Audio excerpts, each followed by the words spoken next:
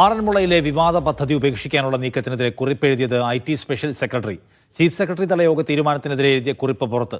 അന്തിമ തീരുമാനം എടുക്കുന്നതിന് മുൻപ് ചില വ്യക്തതകൾ കൂടി വേണമെന്ന് IT special secretary Sriram Sambasivarao. പദ്ധതിയുടെ ആദ്യഘട്ടം കരഭൂമിയിലാണെന്നും രണ്ടാം ഘട്ട നിർമ്മാണം 2008 മുൻപ് തരംമാറ്റിയ നെൽവയൽ ഭൂമിയിലാണെന്നും അതിനാൽ സാങ്കേതികമായി ഈ ഭൂമികളിൽ നിർമ്മാണം നടത്താമെന്നുമാണ് കുറിപ്പിലുള്ളത്. കളക്ടറുടെ റിപ്പോർട്ടിന് ശേഷം പദ്ധതി തുടരണമോ വേണ്ടയോ എന്ന് തീരുമാനിക്കാമെന്നും സെക്രട്ടറിയുടെ കുറിപ്പിൽ പറയുന്നു. KR സാജു വിവരങ്ങളുമായി തിരുവനന്തപുരത്ത്. സാജു, എന്താണ് വിശദാംശം?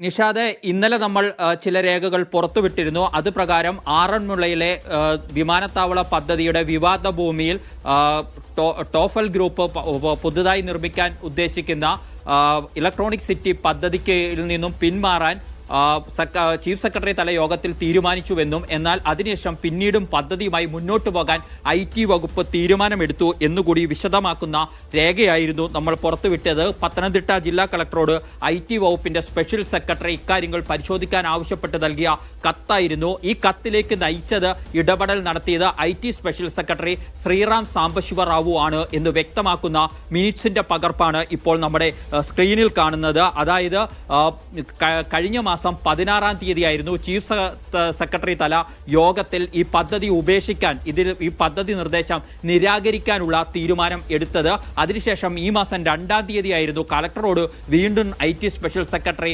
കത്തയച്ചത്. ഇതിനു മുന്നോടിയായി കഴിഞ്ഞ മാസം ജൂൺ 30-ാം തീയതിയാണ് ഇതിലൊരു കുറിപ്പ് ഫയലിൽ IT സ്പെഷ്യൽ സെക്രട്ടറിയായ ശ്രീറാം സാംബശിവ റാവു കുറിച്ചിരിക്കുന്നത്.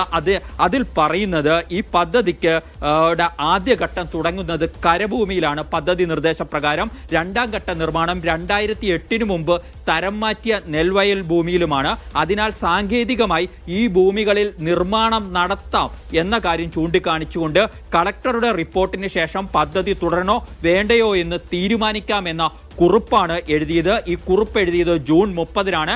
പിന്നാലെ റിപ്പോർട്ട് തേടാൻ ചീഫ് സെക്രട്ടറി നിർദ്ദേശം നൽകുകയായിരുന്നു. അതിനെ തുടർന്നാണ് IT സ്പെഷ്യൽ സെക്രട്ടറി വീണ്ടും കളക്ടറോട് റിപ്പോർട്ട് തേടിയത്. ഇക്കാര്യത്തിലൊക്കെ നമുക്ക് ചില വേഗതകൾ കൂടി പരിശോധിക്കേണ്ടതുണ്ട്. അതായത് 30/6/2025 1:13-നാണ് ഈ കുറിപ്പ് എഴുതുന്നത്. അതേ ദിവസം 4:42 തന്നെ chief secretary please obtain the specific details from DC എന്ന് പറഞ്ഞ് കളക്ടറോട് റിപ്പോർട്ട് തേടാനുള്ള നിർദ്ദേശം നൽകുന്നു.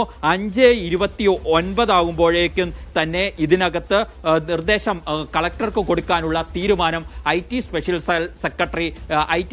സെക്രട്ടറിയായ ശ്രീറാം സാംബശിവറാവു തന്നെ കൈക്കൊള്ളുകയും ചെയ്യുന്നുണ്ട്. അതായത് പദ്ധതിയുമായി മുന്നോട്ട് പോകാനുള്ള തീരുമാനം IT വകുപ്പിൻ്റെതാണ്.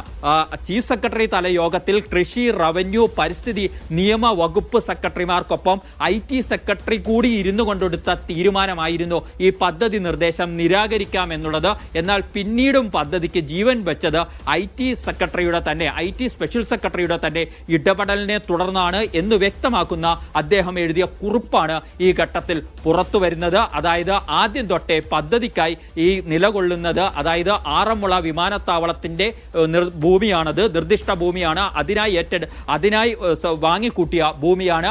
ആ ഭൂമിയുടെ 90% നെൽവയലാണ് എന്ന കാര്യവും ഡേറ്റാ ബാങ്കിൽ ഉൾപ്പെടുന്നതാണ് എന്ന നിലപാട് റവന്യൂ, കൃഷി വകുപ്പുകൾ എടുത്തുകൊണ്ടാണ് പുതിയ പദ്ധതി നിർദ്ദേശത്തെയും എതിർത്തത്. എന്നാൽ ആ നിർദ്ദേശത്തെ അംഗീകരിച്ചുകൊണ്ട് ചീഫ് സെക്രട്ടറി തല യോഗം പിരിഞ്ഞെങ്കിലും പക്ഷേ IT വകുപ്പ് ആ പദ്ധതിയിൽ നിന്നും പിന്നാക്കം പോകുന്നില്ല എന്നാണ് നമുക്ക് ഈ കുറിപ്പിൽ നിന്നും മനസ്സിലാക്കാൻ കഴിയുന്നത്.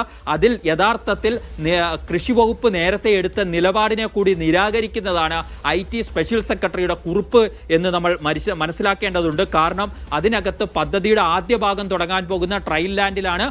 പിന്നീട് വരുന്നത് 2008 മുമ്പ് തന്നെ കൺവെർട്ട് ചെയ്യപ്പെട്ട നിലത്താണ് എന്ന നിലപാടാണ് എടുത്തിരിക്കുന്നത്. യഥാർത്ഥത്തിൽ 335 ഏക്കറിൽ 90% നിലമാണ് എന്ന നിലപാടാണ് കൃഷി വകുപ്പിനുള്ളത്. ഇനി IT വകുപ്പ് മുഖ്യമന്ത്രിയുടെ വകുപ്പാണ്. സ്വാഭാവികമായും ആ മുഖ്യമന്ത്രിയുടെ വകുപ്പ് എടുക്കുന്ന നിലപാടിനോട് CPIയുടെ റവന്യൂ, കൃഷി വകുപ്പുകൾക്ക് ഇപ്പോഴുള്ള നിലപാട് എന്ത് എന്ന ചോദ്യമാണ് ഇവിടെ ഉയർന്നു വരുന്നത്. നിഷാദ്.